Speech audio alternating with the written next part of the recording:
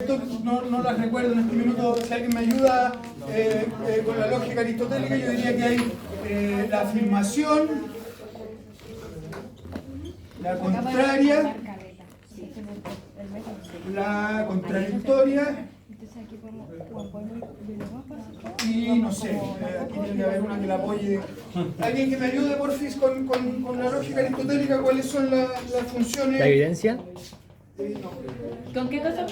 Lógica aristotélica y los conceptos son contradictorio, contrario y no me acuerdo los otros en este segundo.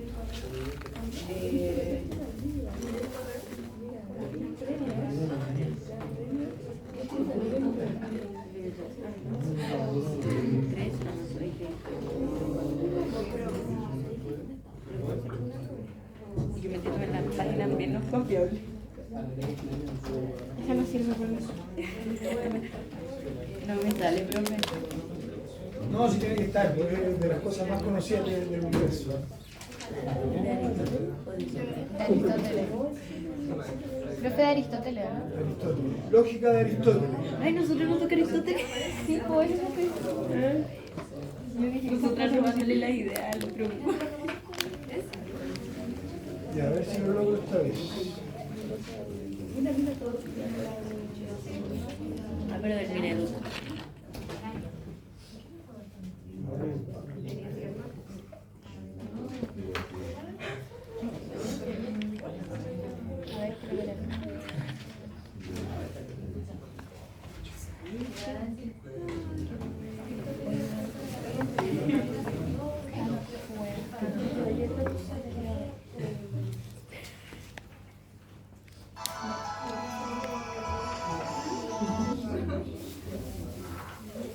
Ya, esa había que preguntar, ¿no? Porque esa es la que me cansaría.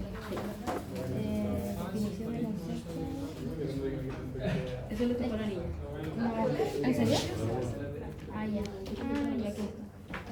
Relación convencional de equipos conceptos. Ya, esto es lo que estamos hablando de relación. Queríamos 2 por 1. Aquí está como el valor.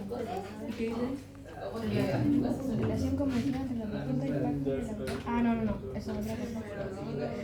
Entonces, Relación entre los distintos conceptos y elementos que estamos ya. porque lo estamos relacionando Complementaria tiene que ser otra. con distintos conceptos. Así que llevamos como un 2 por 1. Esto ya es como otro tema aparte. Igual se está junto. Y Es la que última eso todavía no me podemos acuerdo. poner que crea un impacto Ya, no sé porque qué. crea un Creo que solo impacto. se alinea. No sé qué lo hace. Ese punto. Pero es fácil porque pero igual todos nos tenemos que meter todos para Sí. eso. Pero el impacto de Con los globos. sí. ¿Un grupo? ¿Qué grupo es un grupo, digamos? ¿Ustedes son un grupo? ¿Qué grupo es otro grupo? Nosotras Ustedes son un grupo. no se quieren matar con eso. Hay 2 para cada grupo, la idea es que lo puedan dialogar. ¿Quién es otro grupo? Dialoguémoslo. Grupos distintos, por favor. ¿Te parece lo que Ustedes son otro grupo. Son otro grupo. Ustedes son otro grupo. Esta es la que todavía no explica. Definición de concepto. Ya, definición de concepto es teoría. Son 2 para cada uno, en realidad debería ser uno para cada uno, no alcanza a imprimir. Siempre me dejan un poquito ahí. Teoría lleva la E o la O. ¿Qué? Teoría lleva la E o la O. Lleva el acento en la I. La I. Ahí era. Quiero hacer la D. Teoría y No, no puede ser si ya le entregué a 10. ¿Quién tiene 2 grupos? Tiene 4 hojitas, porque ahí hay 2 grupos que no tienen, ya habían clarísimo. Están las fechas de las ayudantías también que ya se hicieron. Y están las fechas en la primera página de las entregas. ¿Cómo dijo? El 3 de noviembre, entrega de avance, por favor, digital y impreso. En realidad, la Tamara revisa digital y yo necesito que me lo den en papel. Profe, pero no es que ese no tenía nota. Y ese no tiene nota, efectivamente. Ese no va a tener nota. Es un avance, yo les recomiendo que lo hagan, aunque vaya sin nota. porque si no se va a notar en la nota. Profe, pero después se tiene que mandar de nuevo. ¿En qué fecha? Y después el 10 de noviembre, ese sí que va con nota en la entrega final, ese me lo trae el 10 de noviembre, hoy día, digamos jueves. Entonces ahí me lo traen en papel aquí. Profe, ¿cuándo viene Semana Solemne? Y la solemne es una excelente pregunta. La solemne es está puesta ahí en la calendarización, no la tengo aquí. Es que dice que la semana que viene, parece. Sí. Sí, pero como nos atrasamos una clase,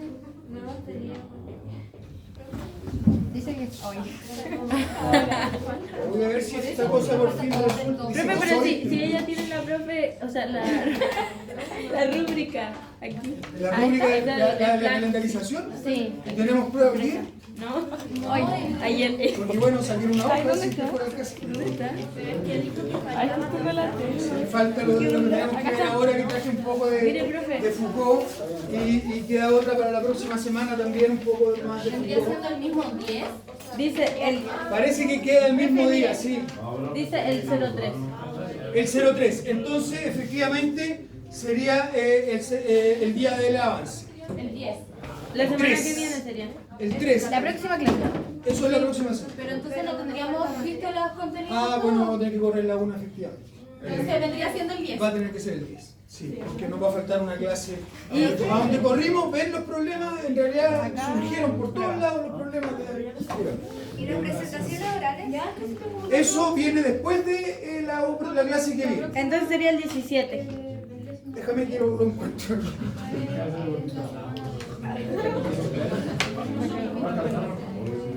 Sí, ¿cuándo es el sistema? El 20.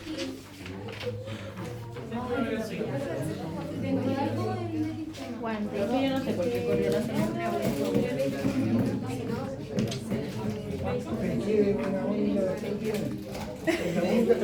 La única Bueno, tengo solemne la semana del 10, la semana del 20 y la semana del 20.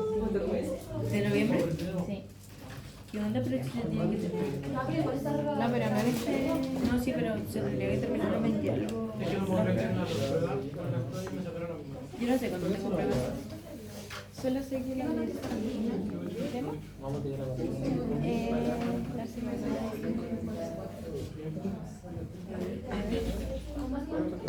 la vi recién. Espérate, ¿qué me falta? Creo que la biografía está lista. ¿Está lista? Sí, porque yo la hice ya.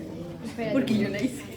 Ah, entonces está lista. Espérate. Y la biografía añadí como característica de la serie. Porque todo está uno. ¿Y cuál? Pero, o sea, sí puse como. En verdad puse como como él se movió y todo eso. Pero no sé si él tenía como caracterización. Porque tú podrías hacer una caracterización de su época. ¿Cómo se vestía él?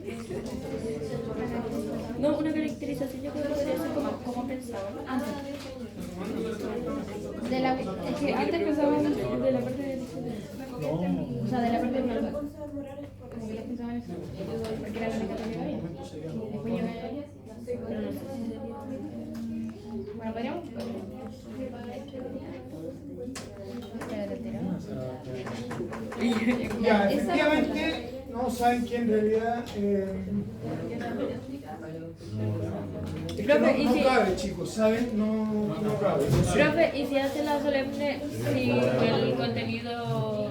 incluir el contenido último? Vamos a tener que darlo por pensado y agregar, Pero que no sea la reducir, va a tener que ser la consigna. Miren, estamos jodidos. Se ve la.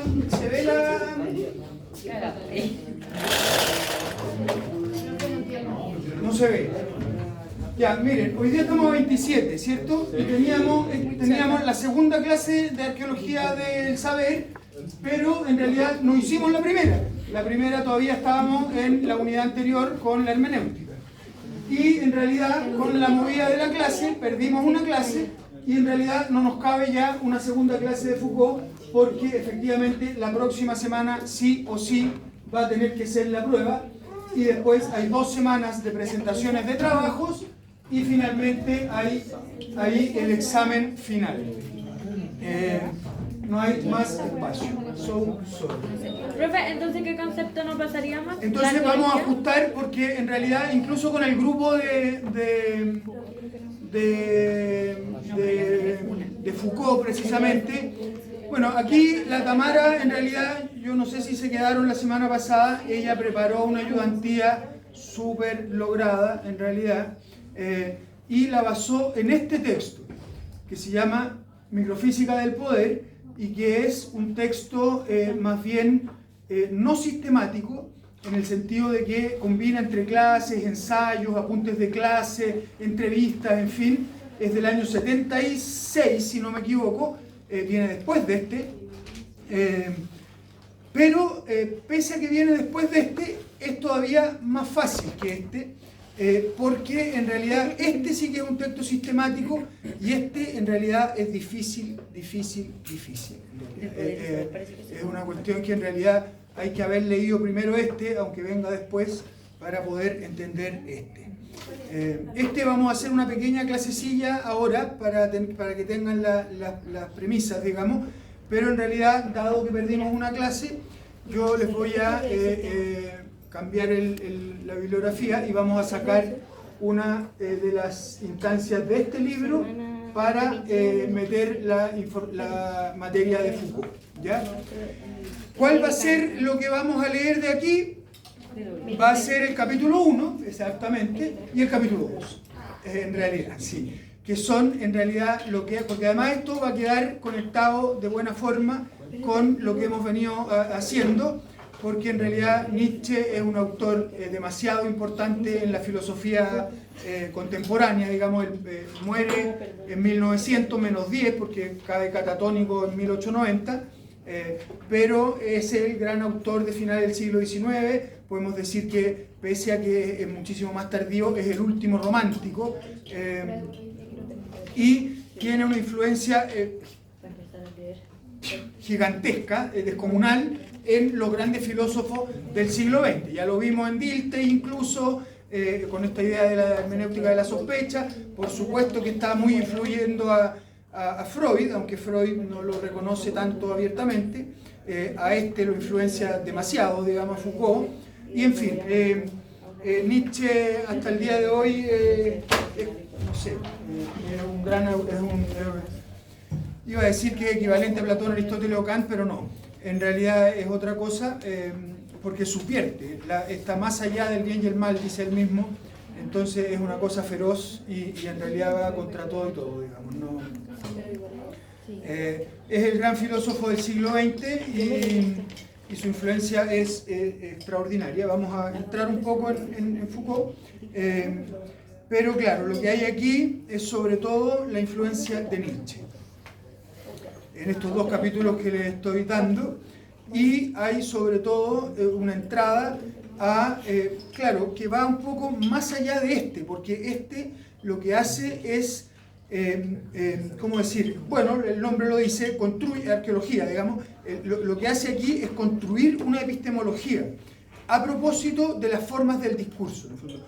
Lo que piensa Foucault en este texto, y que va a ser, bueno, su primer gran texto de madurez, digamos, el que hace el punto de inflexión entre el primer Foucault y el segundo Foucault, es un poco también donde empieza a dejar el estructuralismo, pese a que aquí constituye una epistemología, pero va a seguir avanzando, y al final el tercer Foucault va a estar más allá del estructuralismo. Y lo que quiero decir es que aquí construye su epistemología a propósito de la estructura del discurso. No usa la palabra lenguaje como Lacan, más bien piensa en el registro del discurso, que es lenguaje organizado en el fondo, y esto es el punto, el asunto más importante en el fondo. Siempre para Foucault el problema es el del poder. Entonces, la forma en que se organizan los discursos finalmente es una forma en que se organiza el poder, y en última instancia, en Marxista el hombre, siempre ese poder está en manos de los poderosos y se utiliza en forma de sometimiento. Entonces, como en otros, como en Nietzsche, como en Freud, como en todos, el asunto, los románticos, digamos, el asunto es el de la libertad y de la subversión de las condiciones de determinación y de sometimiento, y etc. En los franceses hay algo que yo me atrevería a decir contra los admiradores de los pensadores franceses que me van a acribillar con esto que digo, pero en realidad vayan al texto y esta es una instancia donde tienen que trabajar esto que les digo también siempre u otras veces, que aquí es donde tienen que ir a la biblioteca a ver si lo que dice el profesor es verdad o no. Yo diría que los franceses llegan hasta el punto de la crítica, no alcanzan a pasar a la lógica de la subversión, no piensan la subversión, piensan la deconstrucción, la arqueología, la qué sé yo, la descomposición de las formas de poder, pero no alcanzan a pensar la subversión. Del otro lado del Rin sí se piensa la subversión porque vienen con una tradición de pueblos libres, entonces es otra cosa. Ya, dicho eso, un poco, nada, me lavo las manos, ese es el calendario. Aquí, Sí. el 3. Tienen 4 hermosos días para estudiar. Claro, hay 2 feriados y martes y miércoles, lunes y martes, más sábado y domingo. Espero puros 7 aquí yo. Cuenta desde el viernes. Ya, Solemne 2, unidades 3 y 4, que significa Dilthey y Foucault, lo que vimos en la unidad 3 y lo que vamos a ver hoy día, y la bibliografía, lo que les acabo de decir, que en realidad es la síntesis de Foucault, digamos, y lo que le estoy dando como bibliografía de acá. Este lo encontró la Claudia por ahí en algún tipo de portal de no sé qué tipo, pero son pocas páginas, son 2 artículos, son sencillos igual, porque como les digo, no son sistemáticos como ese otro que en realidad es filosofía pura y dura. Este está tratando de hacer conferencias o de no sé, entonces son 44 páginas, no, ni siquiera menos 10, o menos 7, son 44, en fin, son como 38 páginas de esta lectura y son 2 capítulos.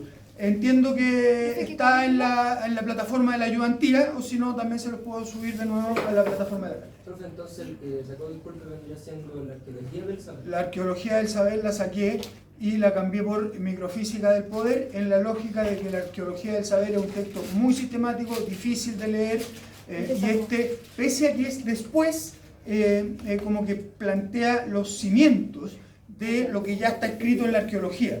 Entonces, para entender la arqueología, paradójicamente, hay que empezar por el texto posterior, dijéramos, como, que es este, y que en el fondo la diferencia es que ese es sistemático y este no, ¿me entendí? Entonces ese es duro, así como un ladrillazo, y este es amable y distendido, dijéramos. Dígame. Profe, en la rúbrica dice que la entrega del avance del trabajo es el 4 de noviembre. Que claro, ahí parece que la rúbrica quedó un poco, está mal, porque el 4 de noviembre es miércoles, es el 3. Es el 3 el avance y el 10 la entrega final. Hay apenas un espacio. Bueno, tal vez la entrega de trabajo, saben que la podemos correr, la entrega de trabajo final la podemos correr aquí. Entonces así tienen un poco más y alcanzan a ver las presentaciones de los compañeros y eso ayuda eventualmente a pensar el trabajo. Cambiemos la entrega final de trabajos desde el 10 de noviembre al 17 de noviembre, para que haya una semana más, para que nosotros alcancemos a preparar un feedback bueno también, y para que las presentaciones de los trabajos sirvan para ver cómo lo están pensando, y eventualmente hay un pequeño feedback ahí para que mejoren su trabajo escrito. ¿Cómo van a presentar los grupos antes de hacer su entrega? ¿Cuál es el problema? ¿No hay que entregarla esta antes de presentar? No necesariamente, porque el texto es una presentación por escrito, ¿cierto? Que tiene que cumplir con las formalidades o avanzar. Les ponía aquí, en realidad un texto académico en general funciona en 5.000 palabras y qué sé yo, con cierta estructura, pero eso lo vamos a estudiar en métodos o en los talleres. Aquí lo que les pido es una estructura elemental, digamos, de cualquier ensayo, introducción, desarrollo y conclusión, y les puse ahí una referencia de que esperaríamos que incorporaran en cada uno de los ítems. El asunto es que antes de terminar de redactar esto, podemos hacer una presentación con un PPT que ponga las ideas centrales de lo que después van a presentar en el fondo, y eso les sirva. Bueno, hay varios objetivos que cumplir. Pues en realidad empezar a soltar la habilidad de pararse adelante, de jugar el rol, ponerse un poquito más arregladito, digamos, en el sentido de formal, y jugar el rol. O sea, como empezar desde ya muy chiquitito, dijera, a ejercitarse en eso. Y también va a servir de una síntesis de lo que van a plantear y por supuesto para recibir preguntas, para recibir comentarios, feedback, aclaraciones, qué sé yo, que finalmente puedan incorporar en el trabajo escrito. Entonces es mejor incluso entregar el trabajo escrito que entregarlo antes. Ya, lo cambiamos una semana, entonces además así nosotros tenemos un poco más de tiempo para revisar y traer un mejor feedback y entregamos el trabajo final el 17. ¿Sí? Lo corremos una semana, del día al 17. Entonces, ese texto son 2 capítulos. Son 2 capítulos, los 2 primeros, sí. Y en total dije sumaban como 40 páginas, un poco menos. Está en este texto que se llama Microfísica del Poder y que está en la plataforma de la ayudantía. Y si no está en la plataforma de la ayudantía, se lo voy a subir a la plataforma, o esté o no en la plataforma de la ayudantía, también se lo voy a subir a la plataforma de la cátedra, porque entra como materia en la solemne 2 y va a entrar, por supuesto, acá. Eso. Iba a preguntar, ¿qué tiene en la cabeza un poquito? Ya veo. ¿Cuándo van a subir los PPT? Me faltan los PPTs, se los voy a subir, sí. Si no se los subo luego, alguien que me chicotee y me acuerde por favor con un correo o algo, porque es pura distracción que no los subo, que ya están casi todos terminados, hasta aquí digamos. Al de arqueología me va a faltar un poco, pensé que iba a tener más tiempo con otra clase, pero en fin, lo puedo arreglar un poquito y subírselo. Eso, y yo les iba a preguntar en realidad a ustedes cómo van con las lecturas. ¿Las han hecho? ¿Sí? ¿Quién ha avanzado con la lectura? Por favor, con honestidad. A ver. 1, 2, 2,5, 3,5, o sea, 3, 4, 5. Ya, es muy poquito, ¿ven? Si es que no avanzan en las lecturas. En realidad la clase, chicos, es una gota de agua, ¿entiendes? No se pueden quedar con la clase, no basta. Tienen que hacer las lecturas. Y en fin, ya no se los digo más porque parezco pesado. Ya, estábamos en los trabajos escritos, cambiamos la fecha del 10 al 17, vale un 30%, y lo que ya me preguntaba Daniela. ¿Cuál es la estructura? Es esa, la vamos a volver a ver en la tarde, pero les pediría que en la tarde ya trajeran al menos un punteo de los contenidos.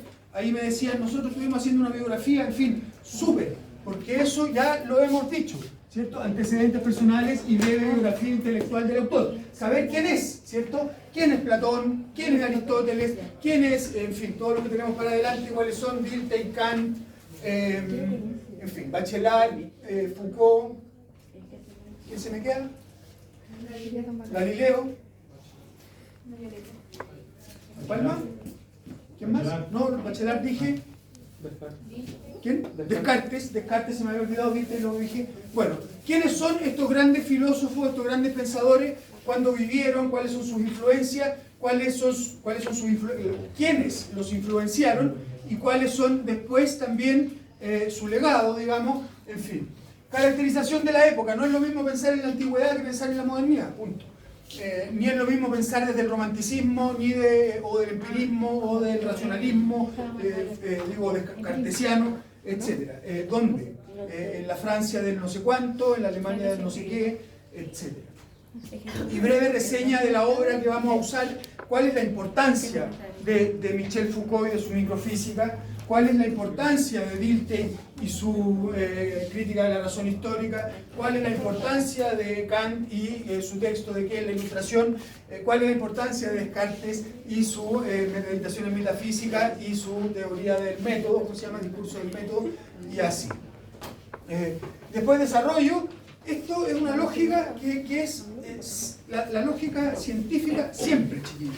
En realidad, ¿se acuerdan cuando veíamos a Bachelard y les decía, no, el problema hay una diferencia entre opinión y ciencia, ¿cierto? Una opinión, cualquiera puede opinar sin importar, o sea, está lleno de prejuicios y en fin, todo el mundo tiene derecho a decir lo que piensa. Digamos.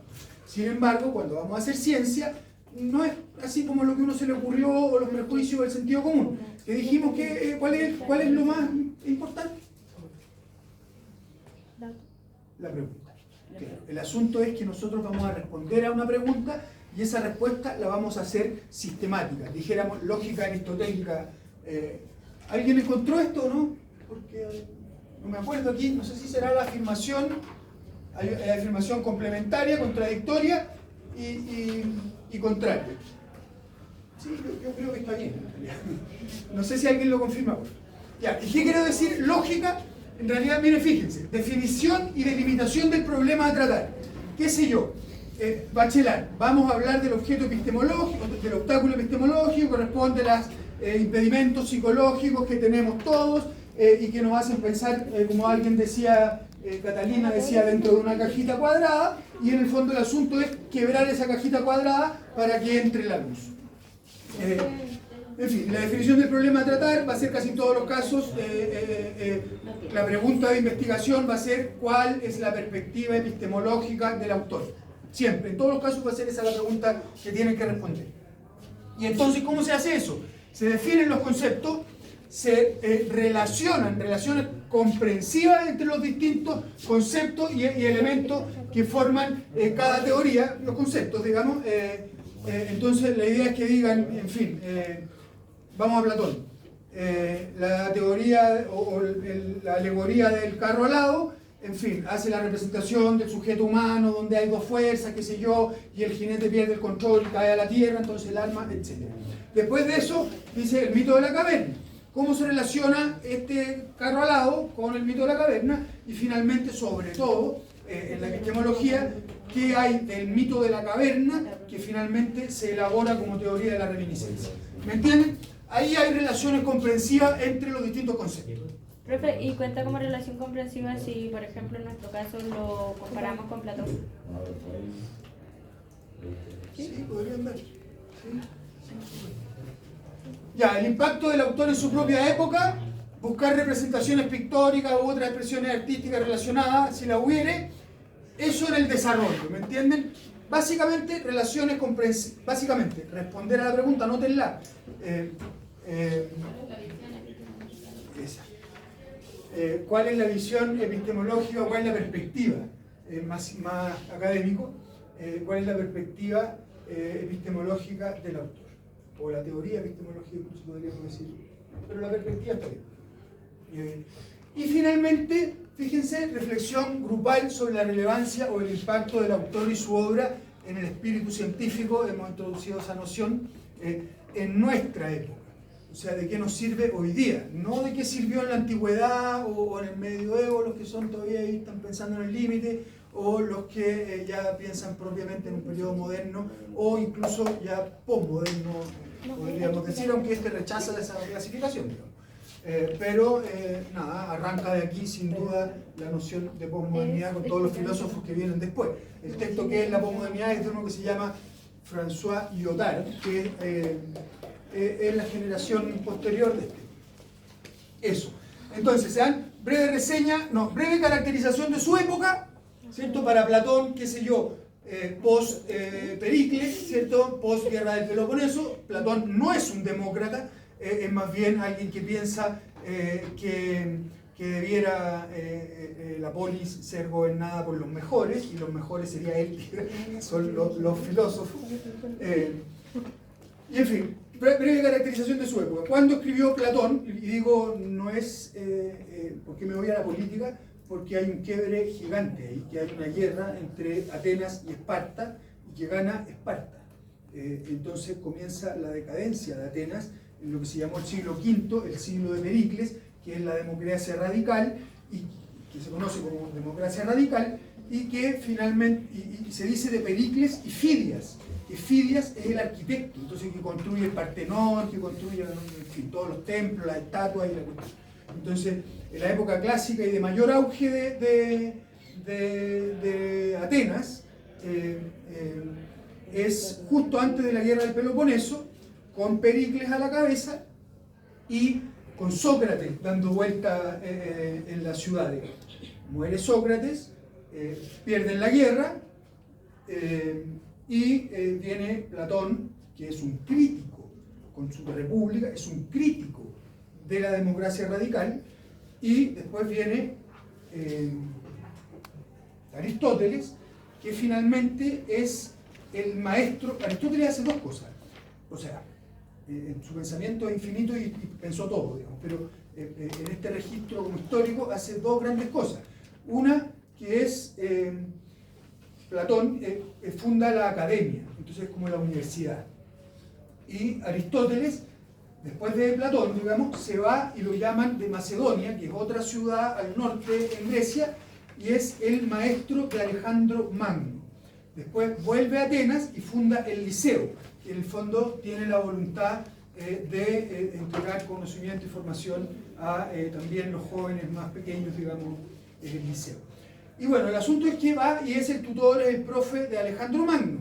Y ustedes saben que Alejandro Magno finalmente es el gran conquistador del mundo conocido, digamos, y entonces lo que hace es difundir el pensamiento griego por toda la cuenca del Mediterráneo occidental. Desde la Grecia, y da toda la vuelta a lo que es la Palestina, qué sé yo, hasta Egipto, y desde ahí a Roma. En fin, larga historia, pero esa es la idea, ¿me entienden? Caracterización de su época, y después la influencia de eso en nuestra época, ¿cierto? Que es Platón, el origen del idealismo, influyó a Kant, influyó para siempre en todos lados, y etc. Entonces, pero con más precisión de lo que estoy diciendo yo, bajando. Y entonces siempre funciona un poco, bueno, esto está puesto así, pero en realidad esta cosa debiera ir arriba. En el fondo el problema habitualmente en el cuadro académico o en el artículo académico uno define el problema antes, después hay un desarrollo, en fin, no sé. Y al final las conclusiones. Pero funciona tesis, antítesis, síntesis. En el fondo ustedes plantean un problema, que aquí lo pusimos aquí porque pusimos toda esta otra cosa biográfica antes, pero planteamos un problema, le ponemos una teoría y contrastamos en el fondo nuestro problema con esa teoría y llegamos a una conclusión. Esa es la lógica de la pregunta como pieza fundamental del pensamiento científico. Profe, Ya. ¿y la pregunta la tenemos que explicar en el problema a tratar? La pregunta ¿Al tiro? tiene que responderla no, la pregunta tiene que incluirla en el problema a tratar y Se responde responderla hacia abajo. Ya. Exacto. El problema siempre, en ciencia, el problema es como un embudo, ¿me entiendes? Ya. Uno empieza a definir pasa de un tema a un problema y finalmente cae en una cosa así sintética, así como dura y firme, que es una pregunta que tiene que caer como precipitado, diría, de todo el problema que hemos armado para arriba. Es como un embudo. Y finalmente, ¿saben qué? Es como un reloj de arena, en el fondo, porque después de la pregunta y del planteamiento de los objetivos, lo que se hace es volver a abrir. ¿Entienden? Pero bueno, quedémonos en la primera parte aquí y después tendrán que progresar con el tiempo. Ya. ¿Preguntas hasta ahí, dudas y comentarios o vamos a Foucault? Vamos a Foucault. Ya, yo voy a hacer un comentario. En realidad, bueno, ahí están los aspectos formales, dijimos entre 4 y 5 páginas, no más. Dice, lo anterior se encamina a una extensión de las 5.000 palabras, esto que ya les decía del artículo académico, y en realidad está la evaluación ahí. Aspectos formales, por favor, un texto bien presentado, con los márgenes puestos, con ortografía, con puntuación, en fin, con la referencia bien hecha, limpio, como, en fin, con sangrías, qué sé yo, que se pueda leer sin tener que hacer un esfuerzo de corregir primero la presentación. Y entonces 1,5 entero para la pura presentación, después otro 1,5 para la expresión escrita, y después 4 puntos en la forma que ahí lo ven definido para el contenido. Entonces, claridad y precisión en la definición de conceptos, que es lo más fácil, pero dale, están en primero, hagan el esfuerzo en ese eje. Y después, precisión y profundidad en el desarrollo del problema, o sea, la capacidad para integrar los distintos conceptos y sobre todo para lo que decíamos de pensar cuál es la importancia o el efecto de esos conceptos en nuestra época. Ya, ¿dudas, preguntas hasta ahí? Sí, profe. Sí. Cuando dice incorporar al principio el resumen del trabajo con una extensión máxima de 200 palabras, ¿eso es solo la introducción? ¿O hay que hacer una eso es introducción antes aparte, de la introducción? Eso es aparte. Ah, ya. Es un resumen. Es un resumen. pero típico de los Regularmente se hace al final, por supuesto, y tiene que dar cuenta en 200 palabras de todo lo que vamos a decir adelante. Es un esfuerzo ¿Cómo de presentar el trabajo? Es un esfuerzo de síntesis. No, tiene que el presente trabajo, qué sé yo, aborda los problemas de la epistemología en X. Para esto se revisan los conceptos de A, B, C, D, E. Las relaciones entre los conceptos A, B, C y D podemos establecer, qué sé yo, ta, ta, ta. Finalmente concluimos que... ta, ta, ta. ¿Me entiendes? Esa es la estructura. 200 palabras. ¿Quién dijo? Es una... Sí. Eso, justo eso. ¿Repito? No, ya no lo repito, no me acuerdo. Pero esa es la idea. Pero esas son las de... No, Igual eso. esas son las de una plana. ¿Cómo? Hay unos textos como científicos que son una plana. ¿Lo ven eso? Habitualmente los papers tienen 12 hojas, que son las 5.000 palabras, y caben más o menos en 12 hojas. Pero al principio, efectivamente, tienen un recuadro en 200 o 250 palabras, y bueno, está el título, están los autores, qué sé yo, y va en 2 idiomas a veces, ¿cierto? Ese resumen tiene que dar cuenta de todo lo que hay para abajo, no solo la introducción o qué sé yo, sino que termina con el último párrafo, los hallazgos permiten concluir qué, ¿me entiendes? Como que tiene que estar todos los puntos en el fondo. Partimos de, qué sé yo, el autor, los conceptos más importantes son, las relaciones que podemos establecer son, y entonces concluimos qué. Eso es el resumen, que finalmente también tiene la misma estructura esta, de desarrollo, conclusión y resultados, y introducción, desarrollo, resultados, Entonces lo que podemos hacer es que usamos y se termina con el desarrollo ¿Cuántos conceptos y sería lo bueno? mandamos y vemos los si que lo sean vemos. necesarios para dar cuenta de la epistemología del autor. En realidad, con Bachelard, por ejemplo, hay harto que trabajar desde su teoría de, ¿cómo dice? Psicoanálisis, ¿cómo dice? Racionalismo aplicado. Y psicoanálisis del conocimiento objetivo.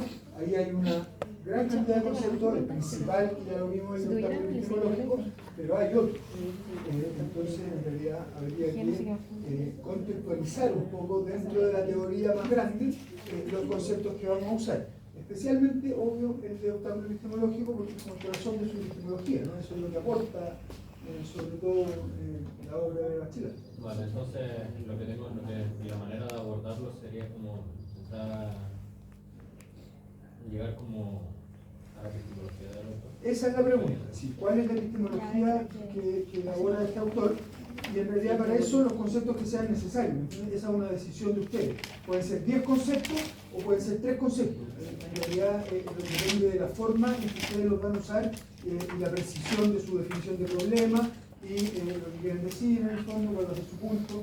En realidad, ¿qué es lo que les sirve? Porque el marco teórico tienen que definir ustedes en virtud del problema. No les puedo decir yo, mete 5 autores, porque en realidad eso es como... no es la lógica. Ya, hasta ahí. ¿Preguntas más? ¿Preguntas menos? No, ya, seguimos.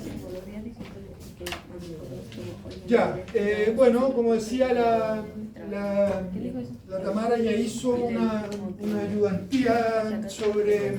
¿Hagamos correr esto? Traje una hojita nomás hoy día, pero parece que caben todos porque tiene doble faz.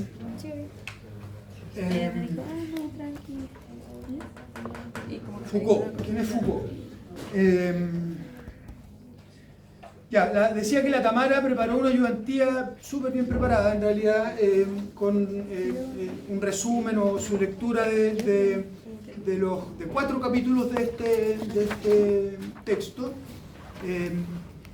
que, como les decía, da cuenta especialmente de la influencia de Nietzsche en Foucault, y está muy asociado a la idea de pensar el poder, digamos, las formas en que se ejerce el poder en la sociedad, las formas en que se organiza y en fin. Entonces vamos a pensar desde aquí primero porque es como también lo más conocido, diría, y lo más, no sé si fundamental, porque probablemente eso también podrían venir unos facultianos a decir, no, oye, no, pero sí es lo que más conocemos al menos y nada. Ahora, eso lo hizo la Tamara en la ayudantía. Los que no fueron tendrán que ver el PPT que ella armó y que ella no usa PPT, usa una cosa que se llama Canvas. Entonces baja un PDF y eso. Entonces ahí hay un trabajo no menor respecto de este texto. Yo les voy a contar un poco de este otro.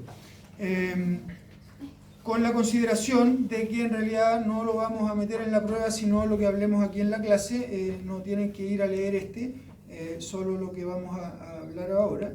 ¿Y qué es lo que hay aquí?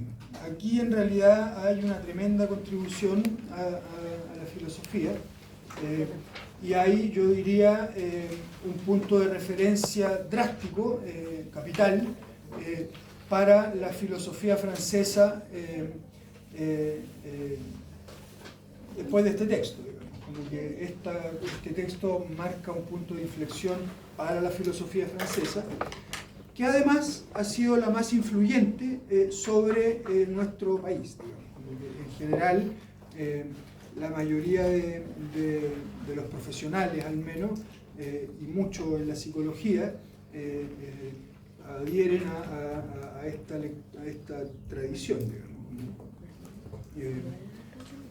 Eso. Y entonces es importante que lo conozcan para poder dialogar con el mundo como es, dijéramos, cómo funciona.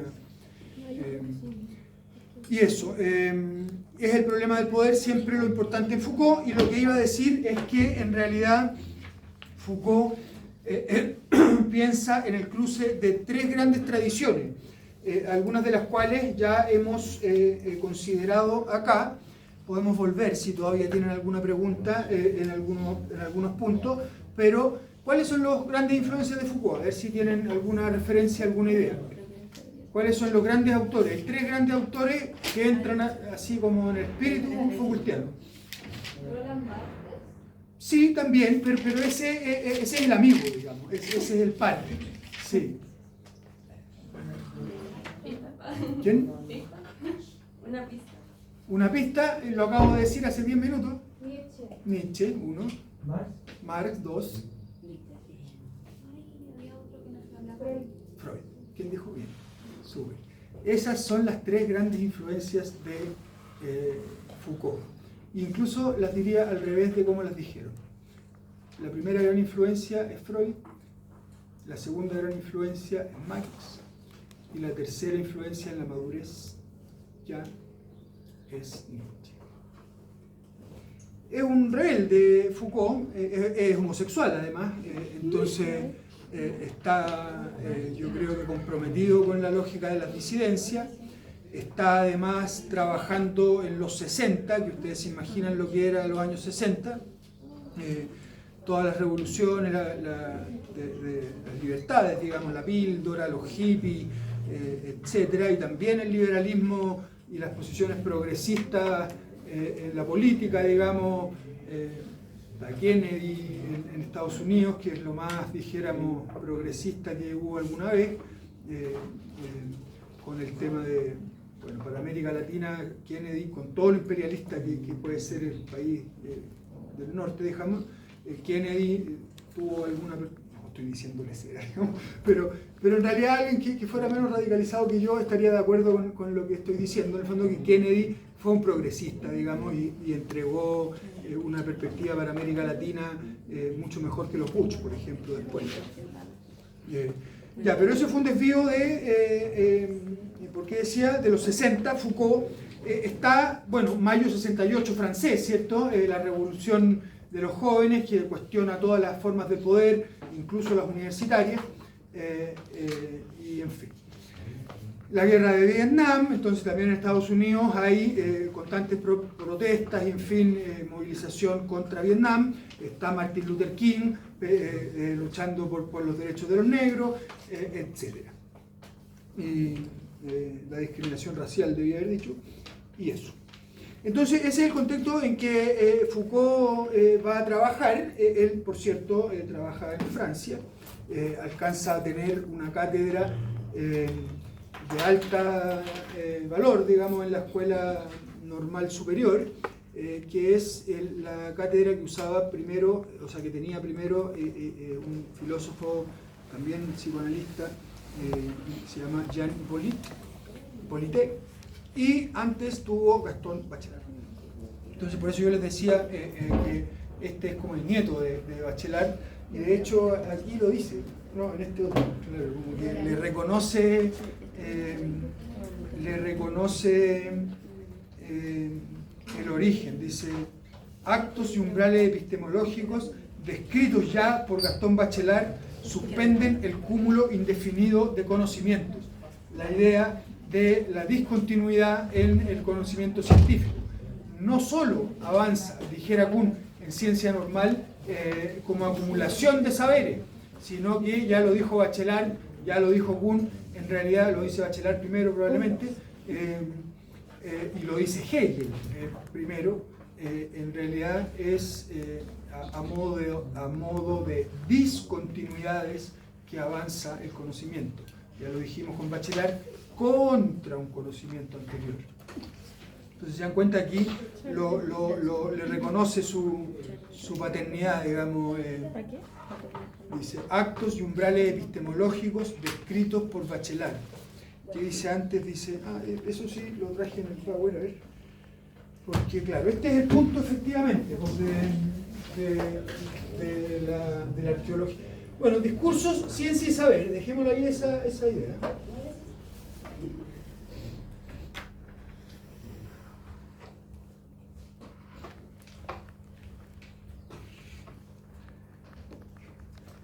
Esto es. Que claro, que dice que por debajo de las grandes continuidades del pensamiento se trata ahora de detectar la influencia de las interrupciones, que es lo que les estaba diciendo.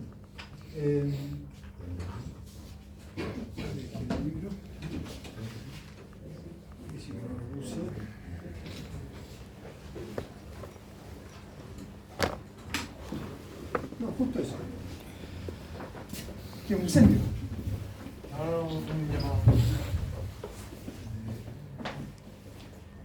Ya, ¿se entiende el asunto?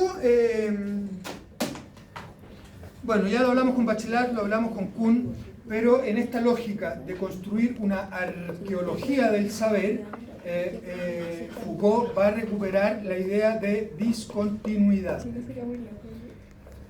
Y bueno, ¿qué es la arqueología del saber? La arqueología del saber es sobre todo una forma de comprender la estructuración de los discursos y cómo en esa estructuración de los distintos niveles del discurso se cuelan las formas y los ejercicios del poder.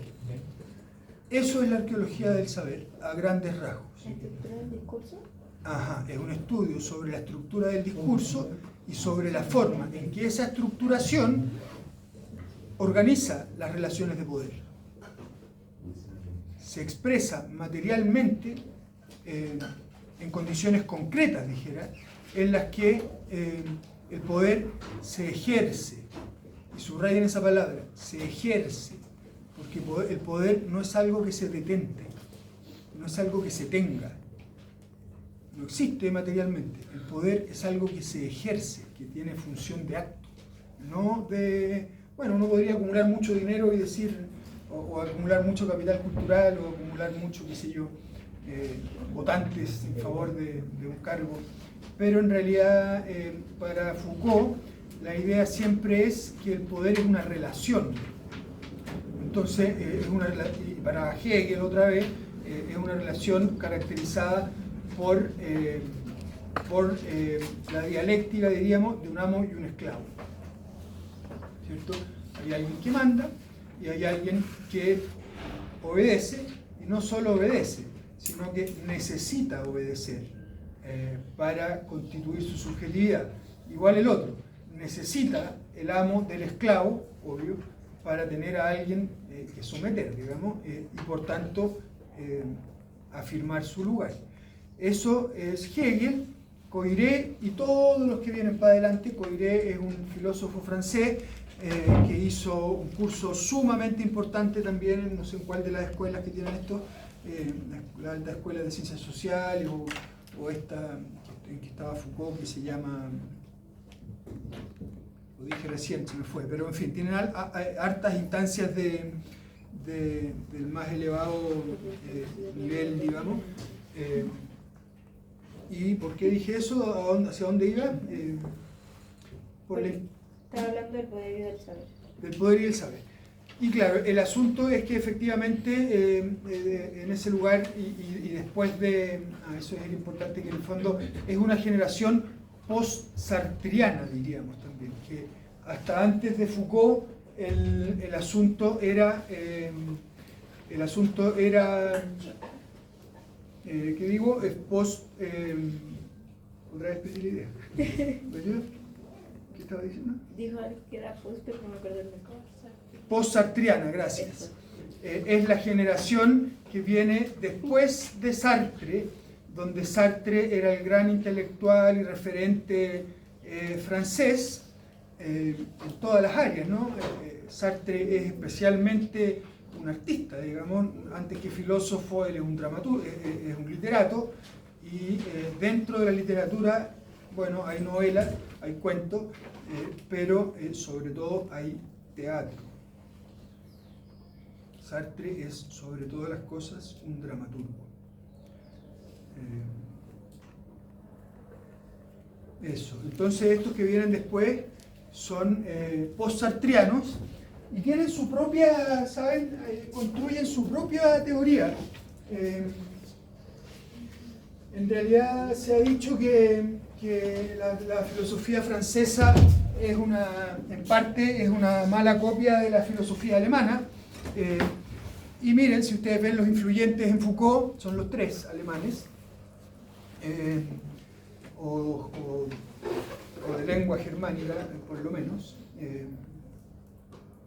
No estoy seguro si Marx es judío, pero Freud sí lo es, Marx también, sí, Nietzsche no. Nietzsche no. Ya, esas son las tres influencias que decía. Son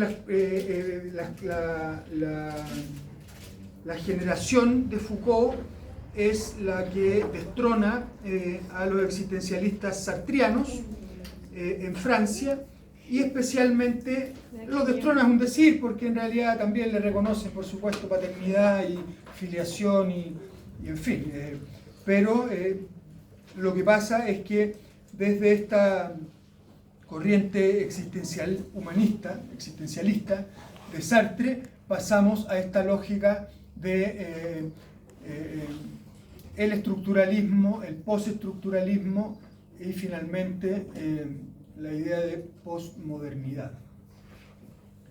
Posmodernidad que podrán tener los europeos, pero aquí en este país vivimos en la Edad Media.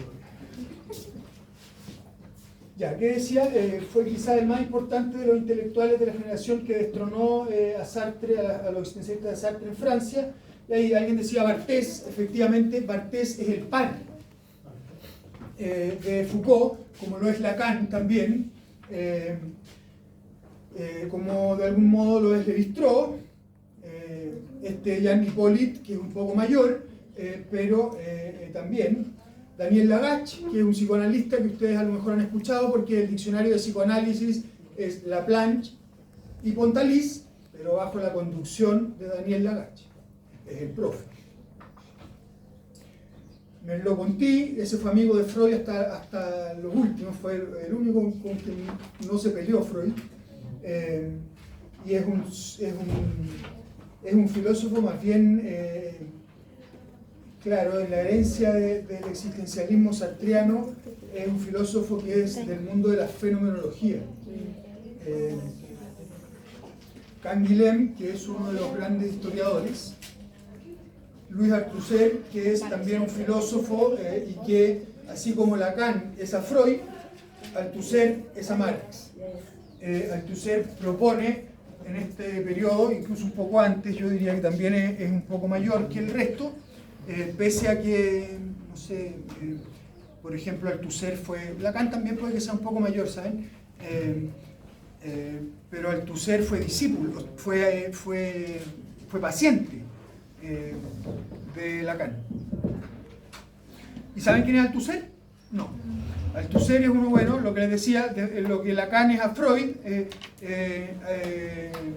Althusser es a Marx, y lo que hace Althusser es básicamente bueno, yo no conozco tampoco toda la obra de Althusser, digamos, pero lo que conozco, y que es así como decíamos del poder, bueno, conozco un poco más igual, pero en realidad lo que hace Althusser es propiamente constituir el estructuralismo en ciencias humanas, con Lévi-Strauss. Son los dos grandes estructuralistas propiamente dichos, y bueno, si Foucault también lo es al principio, aunque no le guste a él, en realidad está pensando todo el rato una estructura, y lo que hay aquí evidentemente que es una estructura, en el fondo es la forma en que se organiza el discurso y cómo eso opera sobre la realidad concreta.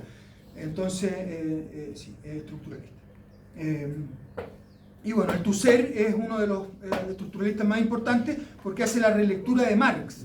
Entonces mete en la discusión académica y política de la época, carajo, los años 60, un materialismo histórico bastante manejable, diría, por eso perdimos incluso, que lo vuelve un poco mecanicista, ¿no? Y bueno, en Althusser, ¿cuáles son las dos grandes ideas? La de aparatos, no, es una gran idea, en realidad es la de aparatos ideológicos del Estado, que está asociada a las ideas que está pensando Foucault, porque en realidad son las formas para Althusser que tiene el Estado de someter a los ciudadanos, ¿cierto? ¿Cuáles son los aparatos ideológicos? Básicamente, la familia, la escuela, por supuesto la universidad, y en fin, todas las instituciones que van hacia el disciplinamiento, por supuesto que la policía, las cárceles, y etc. Los manicomios, hospitales psiquiátricos, instituciones que de alguna manera, la policía, ya lo dije, y bueno, el ejército, que son medios, digamos, por los cuales el Estado mantiene la gobernabilidad, ¿cierto? Como antítesis, como antónimo, gobernabilidad es antónimo de gobernanza, ¿cierto? Gobernabilidad es el Estado que mantiene el orden y gobernanza son los ciudadanos que toman el poder en sus manos, digamos, y logran construir un orden democrático. ¿Pregunta había por allá? ¿No? Me la perdí. No, allá. Yo iba a decir que también Judith Butler, ¿no puedo pronunciar su...? ¿De Bartés? Judith. De la Judith Butler. Dale.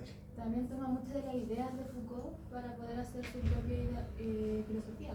Que es la de Sí. Bueno, ella es francesa y está efectivamente en la tradición de la posmodernidad. Ella, tiene efectivamente la influencia de Foucault, pero tiene una influencia anterior, ¿sabes? Que ella es psicoanalista, ¿sabes? Yo no estoy seguro que lo que ella haga es psicoanálisis, digamos, pero está dentro de la tradición, Sí, yo efectivamente. lo hago mucho porque también cuestiona todo lo que es todo lo que conocemos como el género, el sexo. Ese es su tema, claro. Por eso es posmoderna, ¿se dan cuenta? Está efectivamente su gran tema. Ella también es homosexual. Claro, su gran tema es las relaciones de género, ¿cierto? Su primer gran libro, que alcanzó fama y influencia, se llama El género en disputa.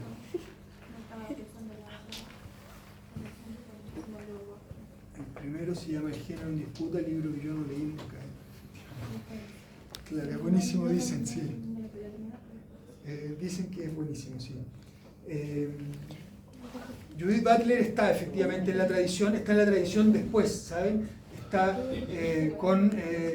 incluso después de Derrida y de los discípulos que son Deleuze, Guattari.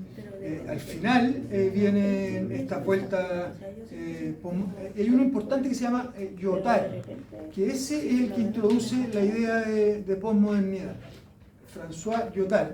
Y hay otro que también es muy importante, que se llama Jacques Rancière.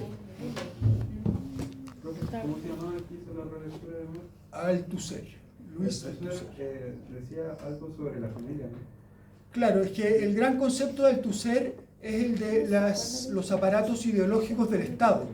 Entonces, O sea, pero como que Marx y como que toda la línea de pensamiento de Marx pone ¿cómo se llama? En análisis que la familia es como el centro de la forma en que se conforma el Estado. Como es la familia, la propiedad privada y el Estado. central del Estado. Entonces, si se desarma la familia, como que no puede haber ningún otro aparato ideológico que subordine a las personas. Justamente, de eso se trata. Entonces, ¿la familia sería la base? El primero. Claro. El primero, ¿por qué? Porque está normada, o bueno, cada vez menos, pero igual siempre está normada. Cuando ocupa un lugar como matrimonio civil, es un contrato eso, ¿cierto? Entonces hay ciertas responsabilidades que quedan determinadas del uno con el otro, hay ciertas relaciones patrimoniales que quedan definidas, y eso efectivamente es una ley del Estado, digamos, a través de, tienen, qué sé yo, patria potestad sobre los niños,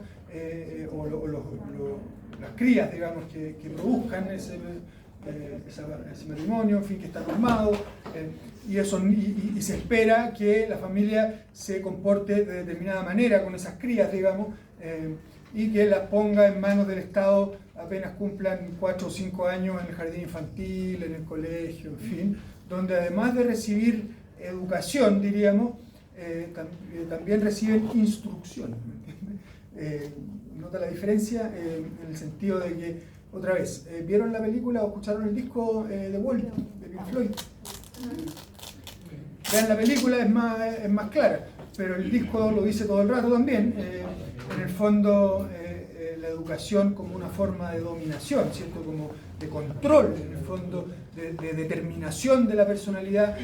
La escena famosa en que le dice, a ver qué estás haciendo, un profesor así con la varilla, y le dice, escribiendo poemas, y le da así como el varillazo al pobre cabro que está así. Por eso también hay un poema de Carlos Parra que habla de eso. Seguro que lo hay, o harto. Claro. ¿Cuál, por ejemplo? No me acuerdo, pero era uno de los primeros que es porque a la profesora no le gustaba que él hiciera poemas. Claro.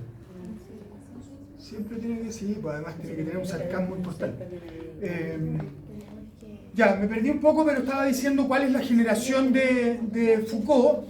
Son estos, los que están viviendo en los 60, o sea, vienen construyendo sus teorías y demás ya un poco antes, pero están en la madurez, digamos, en los 60, son intelectuales reconocidos, han ocupado el lugar de la referencia que era Jean-Paul Sartre, que Sartre era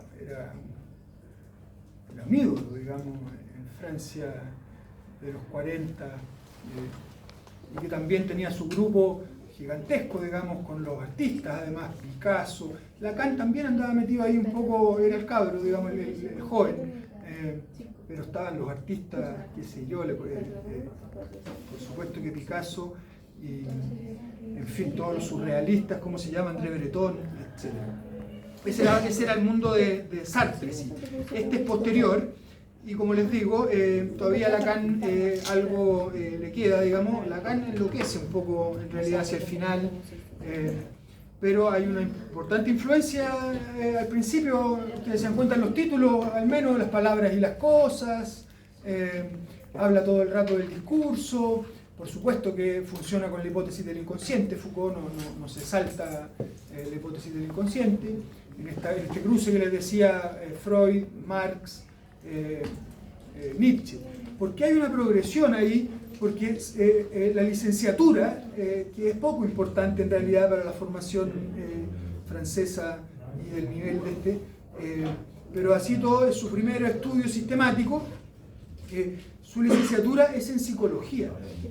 Foucault es un licenciado en psicología, no sé si un psicólogo, pero su licenciatura es en psicología. Y su tesis, imagínense su tesis, es la historia de la locura. No, hay duda si es que es la tesis de licenciatura, porque no. Debe ser su tesis doctoral, en realidad, y porque además es de historia.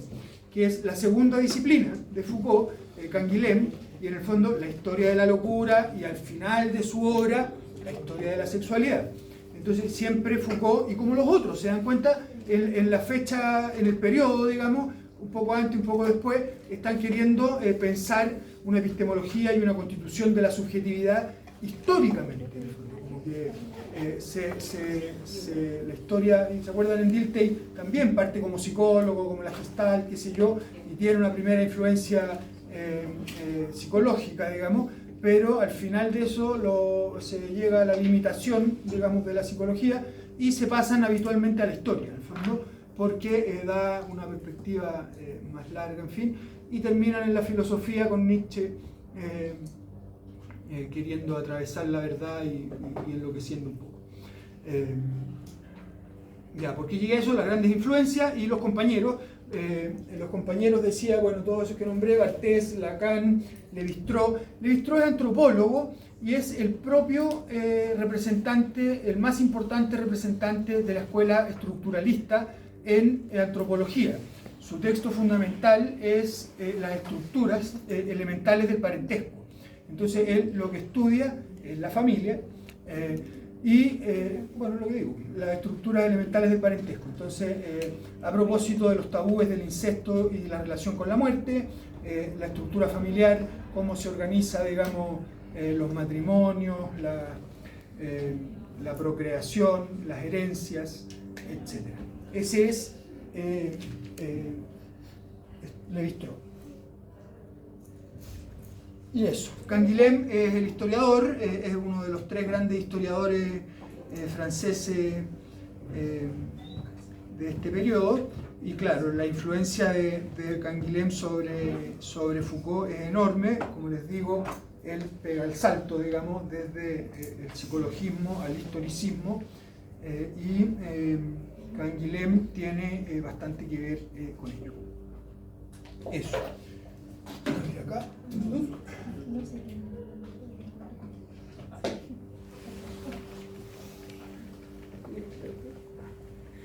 9:55, ¿a qué hora es la pausa? ¿Siempre? Ahora. Ay, mira que soy contingente. ¿Paremos un minuto o seguimos? Paremos. Ya, paremos. 5 minutos, 10 minutos para que sean 15. Oye, les había escrito en el mail que les mandé en la mañana el tema de que en realidad, de verdad que me quedé preocupado por las pruebas. Entonces, si alguien la trajo o quiere alguna feedback más preciso o conversar sobre la nota, en fin, por favor, es el momento de hacerlo. Y, yo creo que ya pasamos la etapa de la negación de la nota. Por eso, ya llegamos a la aprobación. como que la